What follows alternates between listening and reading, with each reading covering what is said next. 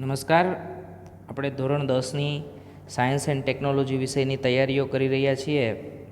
ત્યારે જ્યારે આપણે ફાઇનલ એક્ઝામ ધોરણ 10ની આપશી ત્યારે એ એક્ઝામનું પેપર કેવી રીતના હોય છે, એની પેપર સ્ટાઇલ શું છે અને પેપર કેવું છે, એ પેપર માટેની બ્લુ પ્રિન્ટ કેવી હોય છે, એના માટે આજે આપણે થોડી ચર્ચા કરવી છે. ગુજરાત માધ્યમિક શિક્ષણ બોર્ડ દ્વારા પ્રકાશિત થતું એક મેગેઝિન છે શિક્ષણ પરીક્ષણ. જે શિક્ષણ પરીક્ષણના મેગેઝિનમાં આ વર્ષે એટલે કે 2019ના વર્ષની એક બ્લુ પ્રિન્ટ પ્રકાશિત થઈ હતી. મારે તમને બ્લુ પ્રિન્ટ એટલે ખરેખર શું, તો કે કોઈ પણ પેપર નીકળતું હોય એ પેપર તૈયાર થાય એ પહેલાં એની બ્લુ પ્રિન્ટ તૈયાર થતી હોય, જેની અંદર કયા ચેપ્ટરના કેટલા માર્ક્સ છે, કયા ચેપ્ટરમાંથી કયા પ્રકારના પ્રશ્નો પૂછાશે, એની આખી રજૂઆત કરતી એક પ્રિન્ટ હોય, એને બ્લુ પ્રિન્ટ એવું કહેવામાં આવે.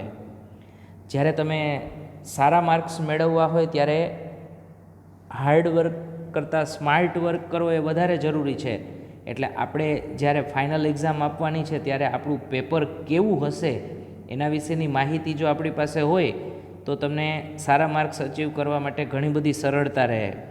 એ સરળતા માટેથીને આપણે પહેલાં સમજીએ ધોરણ 10ની સાયન્સ એન્ડ ટેકનોલોજીની બ્લુ પ્રિન્ટ. અત્યારે જોઈએ અહીંયા હું તમને સમજાવતો જાઉં છું બ્લુ પ્રિન્ટની અંદર કેવી રીતના સમજ મેળવી શકાય. બરાબર, આપણે દરેક વસ્તુ જોતા જઈએ. શરૂઆત આપણે આપેલી છે ધોરણ 10 વિષય વિજ્ઞાન, કુલ ગુણ 80 અને સમય 3 કલાક. એટલે આપણે આ પેપર માટેની વાત ચાલુ છે. કુલ ગુણ 80 માર્ક્સનું પેપર હશે આપણું અને 3 કલાકનો સમય છે. હવે બ્લુ પ્રિન્ટ સમજીએ પહેલાં બ્લુ પ્રિન્ટની બરાબર નીચે એક નોંધ આપેલી છે. નોંધ વિશે આપણે જોઈ લઈએ. નોંધની અંદર આવું છે, તમને પહેલી નોંધ આવી છે, કૌંસની અંદરનો અંક પ્રશ્નોની સંખ્યા દર્શાવે છે. એટલે અંદરનો અંક છે એ સંખ્યા દર્શાવે છે અને કૌંસની બહારનો અંક પ્રશ્નના ગુણ દર્શાવે છે.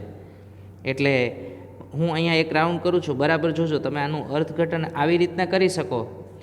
અંદરનો અંક પ્રશ્નની સંખ્યા દર્શાવે છે, એનો મતલબ એમ કે એક પ્રશ્ન છે, અહીંયા બ્રેકેટમાં 1 લખેલો છે એટલે એક પ્રશ્ન છે, અને બહારનો અંક પ્રશ્નના ગુણ દર્શાવે છે એટલે કે એક પ્રશ્ન 3 માર્કવાળો છે. આનો અર્થ તમે આવું કરી શકો. અહીંયા અર્થઘટન કરવું હોય તો તમે એવું કરી શકો કે ભાઈ એક પ્રશ્ન 2 માર્ક્સનો છે. અહીંયા અર્થઘટન કરવું હોય તો એવું કરી શકાય કે એક પ્રશ્ન 3 માર્કવાળો છે. હવે બીજી વાત તમને એવી આપેલી છે કે આ ફૂદડી ચિહ્ન એ પ્રશ્નમાં વિકલ્પ દર્શાવે છે. એનો મતલબ એમ કે હું તમને અહીંયા સમજાવું કે આ એક પ્રશ્ન 2 માર્કવાળો પૂછાવાનો છે. આનું અર્થઘટન આવું થયું, પણ એની બાજુમાં અહીંયા સ્ટાર છે, ફૂદડી છે. એનો અર્થ એવો કે આ પ્રશ્ન છે એના અથવામાં બીજો એક પ્રશ્ન પણ તમને મળશે. એટલે કે એક પ્રશ્ન 2 માર્કવાળો બીજો પણ હશે અથવામાં. સાવ દેશી વાત, આ અથવાવાળો પ્રશ્ન છે. આપણો કોઈ એક પ્રશ્ન પૂછેલો હોય તો એના અથવામાં બીજો પ્રશ્ન તમને આપેલો હશે અને તમે 2માંથી એક પ્રશ્ન જે તમને વધારે સારી રીતે આવડતો હોય એ આપણે લખવાનો રહે. પછીની વાત, આ બ્લુ પ્રિન્ટ નમૂના રૂપ છે જેના આધારે આપેલ પ્રશ્નપત્ર તૈયાર કરવામાં આવેલ છે. એટલે પ્રશ્નપત્ર તૈયાર કરતા હોય છે બ્લુ પ્રિન્ટ ઉપરથી. એટલે કે આ નમૂના રૂપ બ્લુ પ્રિન્ટ છે. અન્ય નવા પ્રશ્નપત્ર માટે પ્રકરણવાર ફાળવેલ ગુણભારની મર્યાદામાં, આ બરાબર જોજો, પ્રકરણવાર ફાળવેલ ગુણભારની મર્યાદા એટલે આ જે ગુણભાર ફાળવેલા છે એની મર્યાદામાં અલગ બ્લુ પ્રિન્ટ હોઈ શકે. હવે આપણે સમજીએ આગળ બ્લુ પ્રિન્ટ વિશે. શરૂઆતમાં શું આપેલું છે એના વિશે ચર્ચા કરીએ. તમને સ્ટાર્ટિંગની અંદર બ્લુ પ્રિન્ટમાં આવી વાત છે, પ્રકરણ નંબર આપેલો છે. એટલે કે આપણા જેટલા ચેપ્ટર છે આ 1થી લઈ અને 16 સુધીના ચેપ્ટર છે. વિભાગ આપેલું છે, એ વિભાગની અંદર પહેલું ચેપ્ટર છે આપણું રાસાયણિક પ્રક્રિયાઓ અને સમીકરણ. હવે અલગ અલગ ભાગ પાડેલા છે, તમારે આ સમજવાનું છે ખાસ.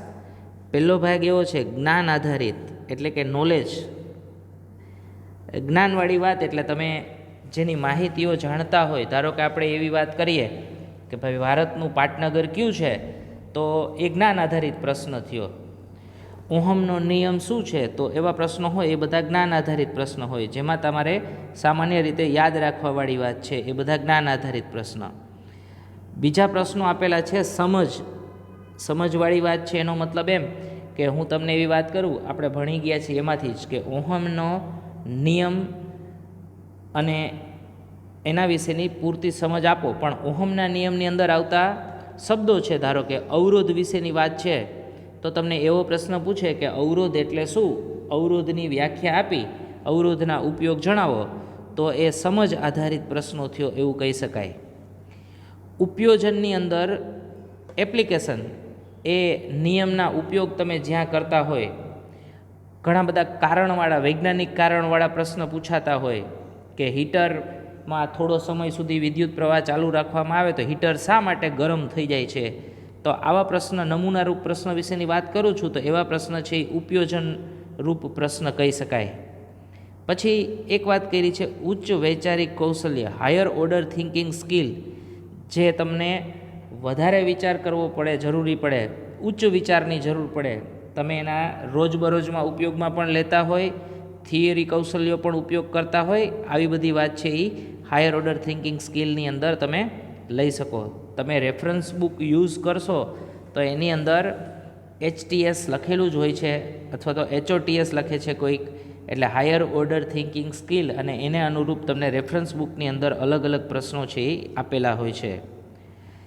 તમારે જે ખાસ સમજવાનું છે એ અહીંયા જ્ઞાન આધારિત પ્રશ્નવાળી વાત કરીએ. હવે પહેલો વિભાગ છે ઓબ્જેક્ટિવ, 1 માર્ક્સ. એટલે અહીંયા જ્ઞાનની અંદર હવે જ્ઞાન આધારિત પ્રશ્નો, તો કે 1 માર્કનો ઓબ્જેક્ટિવ તમને પૂછાય. ઓબ્જેક્ટિવ વિશે તમને ખ્યાલ છે, ખરા ખોટા વિશેની વાત પૂછી શકાય, જોડકાઓ પૂછી શકાય, ખાલી જગ્યાઓ પૂછી શકાય, એ બધા પ્રશ્ન ઓબ્જેક્ટિવની અંદર લઈ શકે. પછી બીજો પ્રશ્ન છે શોર્ટ આન્સર 1, 2 માર્ક્સની અંદરનો, એટલે ટૂંકમાં જવાબ આપો, 2 માર્ક્સવાળો પ્રશ્ન. શોર્ટ આન્સર 2, 3 માર્ક્સનો, ફરી પાછો ટૂંકમાં જવાબ આપો, પણ 2 માર્ક્સની જગ્યાએ માર્ક્સ થઈ ગયા છે હવે 3, એટલે થોડું વિગતવાર હશે. અને એના પછી છે લોંગ આન્સર. લોંગ આન્સર એટલે વિસ્તૃત પ્રશ્નો, જે હશે 4 માર્ક્સના. એટલે તમને જ્ઞાનવાળા પ્રશ્નના અલગ અલગ 4 માર્ક્સના વિભાગ, ચાર વિભાગ પાડી દીધેલા છે. એવી જ રીતના સેમ સમજ આધારિત પ્રશ્ન છે તો એનાય અલગ અલગ 4 વિભાગ છે: objective, short answer 1, short answer 2 અને લોંગ આન્સર. એટલે આ અલગ અલગ 4 ભાગ એના પણ પાડેલા છે: 1 માર્ક્સ, 2 માર્ક્સ, 3 માર્ક્સ અને 4 માર્ક્સ. સેમ એવી રીતના ઉપયોજન માટેના અને હાયર ઓર્ડર થિંકિંગ સ્કિલ છે એના અલગ અલગ 2 ભાગ પાડેલા છે: સંયોજન વિશ્લેષણ છે અને અનુમાન મૂલ્યાંકન છે. પણ એની અંદર તમારે વધારે ડિટેલની જરૂર નથી, તમારે સમજવાની આ જરૂર છે: objective, short answer 2, long answer, એના વિશેની બધી વિગત. હવે હું તમને ધારો કે એક વાત કરું, એના ઉપરથી તમે ક્લિયર થઈ શકશો. સપોઝ આપણે પહેલું ચેપ્ટર વિશે આપણે સમજીએ શું કહેવા માગે છે. તો સૌથી પહેલી વાત, પહેલા ચેપ્ટરની અંદરથી આ હું રાઉન્ડ કરું છું એનું અર્થઘટન કરવું હોય તો એનો મતલબ એવો થાય, હવે આપણે વાત કરી ગયા છીએ, બ્રેકેટવાળી વાત છે એ શું દર્શાવે છે? પ્રશ્નોની સંખ્યા. એટલે પહેલા ચેપ્ટરમાંથી 2 પ્રશ્ન પૂછાશે. 12 આપેલું છે શું? તો કે ગુણભાર. એટલે 4 ગુણ છે ટોટલ પહેલા ચેપ્ટરમાં. હવે જોજો, પહેલા ચેપ્ટરમાંથી 2 પ્રશ્ન અને ટોટલ માર્ક્સ છે આપણા 4. તો આપણે અહીંયા સમજીએ. પહેલું ચેપ્ટર રાસાયણિક પ્રક્રિયાઓ અને સમીકરણો. તો રાસાયણિક પ્રક્રિયા અને સમીકરણમાંથી હવે હું આનું અર્થઘટન આમ કરીશ કે સમજ આધારિત શોર્ટ આન્સર 2 છે, એટલે કે 3 માર્ક્સનો એક પ્રશ્ન પૂછાશે. એટલે અહીંયા થઈ ગયું એક પ્રશ્ન, માર્ક્સ છે એના 3. બીજું હાયર ઓર્ડર થિંકિંગ સ્કિલ, જેમાં તમારા ઉચ્ચ વિચારોની જરૂર પડે એવો એક પ્રશ્ન હશે 1 માર્કનો. હવે તમે બ્રેકેટવાળાનો સરવાળો કરો બંનેનો તો થઈ જશે ટોટલ પ્રશ્ન, એટલે કે 2 પ્રશ્ન થયા. 12ની સાઈડ 2ના માર્કનો સરવાળો કરો તો એક પ્રશ્ન 3 માર્કનો છે, એક પ્રશ્ન 1 માર્કનો છે. એટલે માર્ક્સ થઈ ગયા ટોટલ 4 અને પ્રશ્ન થઈ ગયા 2. એટલે તમે આનું અર્થઘટન કરી શકશો. 2 પ્રશ્ન હશે અને ટોટલ માર્ક્સ છે 4. બીજા પાઠમાં આપણે જોઈ એસિડ, બેઝ અને ક્ષાર. તો હવે એસિડ, બેઝ અને ક્ષારવાળી વાત છે એની અંદર આપણે જોઈએ તો તમને આવી માહિતી આપેલી છે. અહીંયાથી જ જોઈએ આપણે પહેલાં 2 પ્રશ્ન પૂછાશે, ટોટલ માર્ક્સ છે એના 6.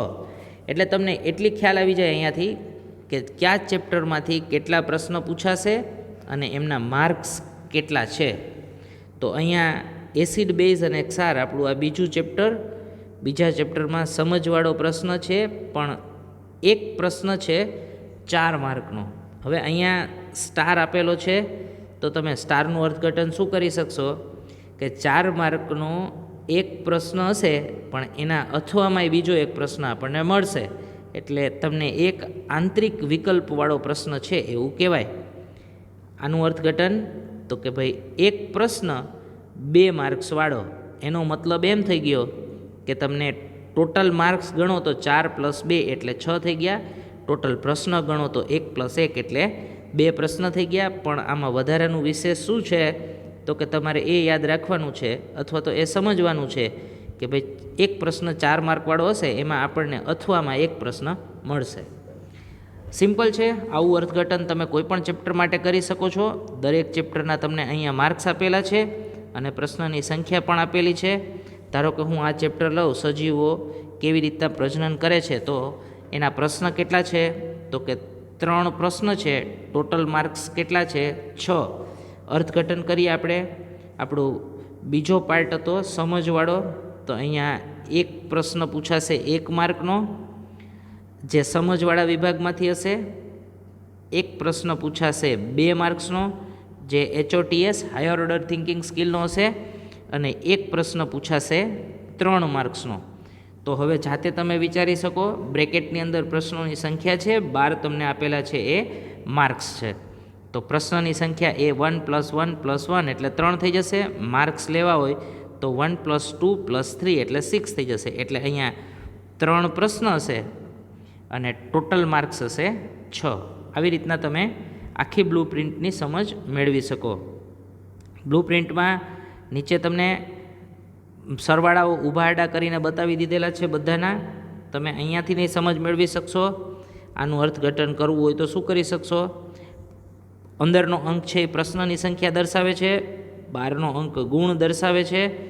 એટલે હવે તમે આનું અર્થઘટન આમ થશે કે આ ઓબ્જેક્ટિવ 1 માર્કના ઓબ્જેક્ટિવ છે, આનું અર્થઘટન આવું કરી શકાય આપણે. હવે જ્ઞાનની અંદરથી હવે ઊભું આપણે સમજીએ છીએ આવી રીતના. જ્ઞાનવાળા 1 માર્કના કેટલા પ્રશ્ન હશે તો કે આ બધા પ્રશ્નોનો સરવાળો કરતા જાય અહીંયાથી આ બધા પ્રશ્નોનો, તો તમે સરવાળો કરો એટલે ટોટલ 6 થશે પ્રશ્ન અને એના ટોટલ માર્ક્સ કેટલા હશે 6. હવે ઊભી લાઈન સમજવી હોય કોઈ પણ તો તમે આમ સમજી શકશો. હું આ ઊભી લાઈન સમજવી હોય તો ઊભી લાઈન માટેનું સરવાળો આપેલો છે આપણને. અહીંયા શું છે તો કે 5 પ્રશ્ન, ટોટલ માર્ક 10. તો તમે અહીંયા શું સમજી શકો, આ એક પ્રશ્ન, અહીંયા બીજો, ત્રીજો, ચોથો અને 5મો. 5 પ્રશ્ન છે, બધાયના થઈને માર્ક્સ કેટલા છે 10. તો તમે આનું અર્થઘટન કરી ગયા એવું સમજી શકાય. અહીંયા અર્થઘટન કરવું હોય તો તમે ઉપયોજનવાળા પ્રશ્ન હશે, કેટલા પ્રશ્ન થયા 3 પ્રશ્ન અને માર્ક્સ કેટલા હશે 9. તો તમે આ એક પ્રશ્ન, બીજો પ્રશ્ન અને આ ત્રીજો પ્રશ્ન, ત્રણેયના 3 માર્ક્સ છે એટલે ટોટલ માર્ક્સ થઈ ગયા 9. એટલે તમે ઊભો અને આડો ગમે એ રીતે સરવાળો એમનો કરી શકશો. હવે આના ઉપરથી તમને ફાઇનલ એટલું થઈ જશે અહીંયા કે આપણા પેપરની અંદર ટોટલ પ્રશ્ન કેટલા હશે તો કે 39 પ્રશ્નો છે અને કુલ ગુણ કેટલા છે તો કે 80 ગુણ છે. તમે ફરી પાછું કરવું હોય તો હજી વિસ્તૃત અર્થઘટન કરવું હોય તો જ્ઞાન આધારિત પ્રશ્ન કેટલા તો કે 11 પ્રશ્ન, ટોટલ માર્ક્સ 20. ઉપયોગ જ્ઞાન પછી સમજ હતું આપણે, સમજ આધારિત 13 પ્રશ્ન 28 માર્ક. ઉપયોજન આધારિત 10 પ્રશ્ન 24 માર્ક. હાયર ઓર્ડર થિંકિંગ સ્કિલના 2 ભાગ હતા, એ બંને ભાગમાં એના પ્રશ્નોની સંખ્યા અને એના માર્ક્સ. એટલે તમે બ્લુ પ્રિન્ટ બધી જ રીતે સમજી શકો છો. દરેકે દરેક પદના અર્થઘટનો કરી શકાય. આ ચેપ્ટરના ટોટલ માર્ક્સ, ટોટલ કેટલા પ્રશ્ન પૂછાશે એના વિશેની વાત, આ જ્ઞાન આધારિત એક ઓબ્જેક્ટિવ જોવા હોય તો કેટલા એ ઓબ્જેક્ટિવ પૂછાશે, એટલે દરેકે દરેક ચેપ્ટર વિશે તમને ખ્યાલ આવી જાય. ધારો કે મારે તમને આમાંથી એવો પ્રશ્ન પૂછવો હોય કે ભાઈ 4 માર્કનો પ્રશ્ન કયા કયા ચેપ્ટરમાંથી પૂછાય છે, તો તમે આનું અર્થઘટન આવું કરી શકો કે એસિડ બેઝ અને ક્ષારવાળું ચેપ્ટર છે એમાંથી એક 4 માર્કનો પ્રશ્ન પૂછાય છે, પછી કાર્બન અને તેના સંયોજનો છે એમાંથી એક 4 માર્કનો પ્રશ્ન પૂછાય છે. હજી આગળ જોતા જાય તમે આમાં દરેક જગ્યાએ તમારી જાતે ગોતી શકશો. જૈવિક ક્રિયાઓ છે એમાંથી એક 4 માર્કનો પ્રશ્ન પૂછાય છે. માનવ આંખ અને રંગબેરંગી દુનિયા છે એમાંથી 4 માર્ક્સનો છે. વિદ્યુત પ્રવાહની ચુંબકીય અસરો એમાંથી 4 માર્ક્સનો છે. એટલે તમને ખ્યાલ આવી જાય કે 4 માર્ક્સના પ્રશ્નોની તૈયારી કરવાની છે આપણે, તો કયા કયા ચેપ્ટરમાંથી મોટા ક્વેશ્ચનો પૂછાઈ શકે. આ રીતે તમે બ્લુ પ્રિન્ટ જો બરાબર સમજતા હોય તો તમને માર્ક્સ મેળવવા માટે ઘણી બધી સરળતા રહે. સારા માર્ક્સ મેળવવા હોય તો તમે એ પ્રશ્ન ઉપરનું ફોકસ વધારી દો તો તમારું એટલું કામ એક્ઝેક્ટ, ચોક્કસ અને પરફેક્ટ થતું રહે. હવે આપણે વાત કરવી છે ગયા વર્ષનું આપણું પેપર હતું આ વર્ષે એટલે માર્ચ 2020નું પેપર હતું એ કેવી રીતના પેપર હતું એના વિશેની આપણે વાત કરીએ. તો આ બોર્ડનું જ પૂછાયેલું પેપર છે, મેં એમને સ્કેન કરીને અહીંયા તમને દર્શાવવા માટે રજૂ કરેલું છે. જોતા જઈએ અહીં અંદર પેપરની અંદર શરૂઆતમાં તો એસઆઈ નંબર, આ આપણો કોડ છે સાયન્સ એન્ડ ટેકનોલોજીનો 11G કોડ છે. આપણા માટે બહુ અત્યારે અગત્યતા નથી એમના વિશે. March 2020 new course. આપણે હવે અગત્યની વસ્તુ તમારે સમજવાની છે આપણી ટોટલ ઓવર 3, મેક્સિમમ માર્ક્સ 80. સૂચનાઓ તમને આપેલી છે. સ્પષ્ટ વંચાય તેવું હસ્તલેખન જાળવવું, એટલે જેટલા સારા અક્ષરો કરશો એટલું જ તમને માર્ક્સ વધારેમાં વધારે પ્રાપ્ત કરવામાં ઘણો બધો ફાયદો થશે. પ્રશ્નપત્રમાં 4 વિભાગ ABCD અને 1 થી 39 પ્રશ્નો છે. એટલે તમારી પાસે અહીંયા 4 વિભાગ છે અને નંબર ઓફ ક્વેશ્ચન છે આપણા 1 થી 39. હવે તમે બ્લુ પ્રિન્ટ બરાબર યાદ કરો એટલે તમને ખ્યાલ આવી જાય કે ભાઈ બ્લુ પ્રિન્ટમાં ટોટલ આપણે સરવાળો થયો તો નંબર ઓફ ક્વેશ્ચનનો એ 39 હતો, એટલે કે 39 પ્રશ્ન.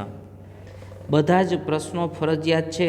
આંતરિક વિકલ્પો આપેલા છે, એટલે બધા જ ક્વેશ્ચન છે એ કમ્પલસરી છે. જ્યાં અથવાવાળા પ્રશ્ન હશે એ તમને આંતરિક વિકલ્પમાં આપેલા હશે. પ્રશ્નની જમણી બાજુના અંક તેના ગુણ દર્શાવે છે, એટલે તો તમને ખ્યાલ જ છે બધું. આ જમણી સાઈડના જે અંક હશે એ બધા તમને પ્રશ્નના ગુણ દર્શાવે છે. આ માર્ક્સ છે જમણી સાઈડ આપેલા છે. સૂચના પ્રમાણે આકૃતિઓ સ્પષ્ટ, સ્વચ્છ અને પ્રમાણસર દોરવી. આ ખાસ ધ્યાન રાખવું, ઘણા બધા આકૃતિઓ બહુ મોટી દોરતા હોય છે, બહુ નાની દોરતા હોય છે, બહુ છેકછાક થતી હોય છે. એ બધું તમારા પેપરની અંદર ખોટી ઇમ્પ્રેશન ઊભી કરે. એટલે ચોકસાઈ જેટલી સારી હશે એ સારા માર્ક્સ તરફ તમને સરળતાથી આગળ વધારશે. નવો વિભાગ નવા પાના પર લખવો. નવો પ્રશ્ન નથી, બરાબર જોજો. નવો વિભાગ આવે એ જ નવા પાના ઉપર લખવો. તમે સેક્શન A વિભાગ A શરૂ થતો હોય અથવા તો તમે વિભાગ એના પ્રશ્નના જવાબ લખતા હોય ને વિભાગ A એક હાફ પેજે પૂરો થાય છે તો વિભાગ B લખો ત્યારે તમારે નવા પેજથી વિભાગ સ્ટાર્ટ કરી દેવાનો છે. દરેક પ્રશ્ન નવા પેજથી લખવાના નથી. સરળ છે, બધી વાત સમજાઈ જાય એવી વાત છે. હવે પેપર સ્ટાઇલ પ્રમાણે પહેલો વિભાગ છે એની અંદર 1 થી 16 પ્રશ્ન હશે. માગ્યા મુજબ જવાબ આપો અને દરેકના 1 ગુણ છે, એટલે ટોટલ માર્ક 16. હવે વિભાગ એની અંદર કેવા કેવા પ્રશ્ન પૂછાય છે આપણે ઝડપથી જોતા જઈએ. એક ખાલી જગ્યા પૂરો. આપેલા વિધાનો સાચા બને તે રીતે ખાલી જગ્યાઓ પૂરો, એટલે ખાલી જગ્યાઓવાળા પ્રશ્ન પૂછાય છે તમને. બીજું ખરા ખોટા વિધાનો જણાવો. પછી MCQ વાળા પ્રશ્ન, બહુ વિકલ્પવાળા પ્રશ્ન તમને પૂછાશે. આગળ જતા જઈએ. અલગ અલગ પ્રશ્ન છે. આપેલા પ્રશ્નોના માગ્યા મુજબ જવાબ આપો, એટલે 1 માર્કના આ અન્ય પ્રશ્ન છે. વાક્ય પૂર્ણ કરો.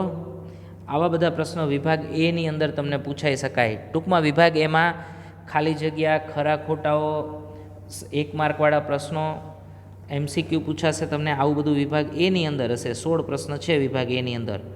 હવે જોઈએ આપણે વિભાગ Bમાં. વિભાગ B ની અંદર 17થી 26ના આશરે 40થી 50 શબ્દોમાં માગ્યા મુજબ ઉત્તર લખો. તમારે સારા માર્ક્સ મેળવવા માટે પ્રશ્ન બરાબર સમજવો જરૂરી. ઘણી બધી વખત 2 માર્ક્સમાં પ્રશ્ન પૂછાણો હોય, તમને બહુ મોટી થિયરી આવડતી હોય, તમે ઘણું બધું લખી નાખો, પણ એટલું બધું લખવાની જરૂર નથી. તમારે જોઈ લેવાનું કે 40થી 50 શબ્દ અથવા તો 2 માર્ક્સને અનુરૂપ પ્રશ્ન લખાવો એ અતિ અગત્યની વાત છે. એટલે 17થી 26 સુધીના આશરે 40થી 50 શબ્દોમાં ઉત્તર લખો. એટલે હવે 2 માર્ક્સવાળા પ્રશ્ન તમને બધા આપેલા છે. તમે પેપરમાં તમે જે પાઠની તૈયારી કરતા હોય એ પાઠને અનુરૂપ કયો પ્રશ્ન પૂછાણો છે એ તમે જોઈ શકો છો. આપણે વિદ્યુતવાળા પાઠની અંદર આ બધી વાત જોઈ ગયા છીએ. આ સંજ્ઞા દર્શાવતા ઘટકોનો ઉપયોગ કરી એક નામ નિર્દેશિત સાદો વિદ્યુત પરિપથ રચો. એટલે તમે આવો કોઈ પરિપથ આ બધાનો ઉપયોગ કરીને બનાવવાનો. અથવા તમને બીજો એક પ્રશ્ન પૂછેલો છે, તમે બરાબર સમજી ગયેલા છો એટલે તમારી જાતે ટ્રાય કરજો. આ પેપરમાંથી પણ જવાબ પ્રશ્ન પૂછાયેલા છે એના જવાબ તમે આપી શકો છો કે નહીં એ સેલ્ફ ટેસ્ટ કરજો. આગળ જોતા જઈએ વિભાગ સી. હવે 27થી 34 આ આપણો વિભાગ સી છે. 60થી 80 શબ્દોની મર્યાદા અને 3 ગુણ. એટલે સી વિભાગની અંદર શોર્ટ આન્સર 2 આપણે બ્લુ પ્રિન્ટમાં સમજ્યા હતા એના વિશેના પ્રશ્નો છે. આગળ જોતા જઈએ બાયોલોજીના ન્યુરોનવાળો પૂછાણો છે પ્રશ્ન, સ્ટ્રક્ચરવાળી વાત છે. આગળ જોઈએ, હવે આવશે એના પછી આપણો ડી વિભાગ, જે લોંગ ક્વેશ્ચન આપણા છે બધા 35થી 39 અને ટોટલ માર્ક્સ છે 20. ટૂંકમાં એક પ્રશ્નના 4 ગુણ છે. એનો મતલબ એમ કે આપણી પાસે 4 માર્ક્સવાળા 5 પ્રશ્ન છે. એટલે 35થી લઈ 35માં પ્રશ્નમાં તમને આંતરિક વિકલ્પવાળી વાત, આ અથવાવાળો પ્રશ્ન છે. આ રીતના બધા 4 માર્ક્સવાળા પ્રશ્નો છે. એટલે આપણી વાત એવી હતી, એક પ્રશ્ન સ્કેનમાં રહી ગયેલો છે, પણ આના પછીનો પણ એક પ્રશ્ન હશે 39. એટલે એક પ્રશ્ન એ પણ પૂછાયેલો છે. મૂળ તમે બ્લુ પ્રિન્ટ અને પેપર કેવી રીતના હોય છે એના વિશેની જો તમારી પાસે સ્પષ્ટ સમજ હોય તો તમને વધારે માર્ક્સ મેળવવામાં ઘણું બધું સહાયરૂપ થાય. એટલે આજનો આપણો આ વિડીયો હતો બ્લુ પ્રિન્ટ અને આપણું ક્વેશ્ચન પેપર કેવું હતું માર્ચ 2020નું એના વિશેની આપણે વાત કરી.